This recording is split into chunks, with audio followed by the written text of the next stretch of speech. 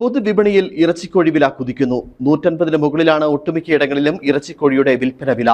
Christmas ആഘോഷങ്ങളുടെ ഭാഗമായി ആവശ്യക്കാർ ഏറിയതോടെയാണ് വിപണിയിൽ കോഴിവില കുതിച്ചുയർന്നത്. താഴ്ന്നു നിന്നിരുന്ന ഇറച്ചിക്കോഴിയുടെ വില മേലോട്ട് കുതിക്കുകയാണ്. 160-നടുത്താണ് ഒട്ടുമിക്ക ഇടങ്ങളിലും ഇറച്ചിക്കോഴിയുടെ നിലവിലെ വിൽപ്പന വില. കഴിഞ്ഞ കുറച്ച് ദിവസങ്ങൾക്കിടയിലാണ് ഇറച്ചിക്കോഴിയുടെ വിലയിൽ വർധനവുണ്ടായിട്ടുള്ളത്. ക്രിസ്മസ് ആഘോഷങ്ങളുടെ ഭാഗമായി ഇറച്ചിക്കോഴിയുടെ ആവശ്യകത വർദ്ധിച്ചതോടെയാണ് വിപണിയിൽ കോഴിവില കുതിച്ചുയർന്നത്.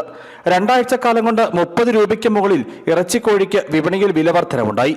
വിലയിൽ ഇനിയും വർധനവുണ്ടാകാനുള്ള സാധ്യത വ്യാപാരികൾ തള്ളിക്കളയുന്നില്ല.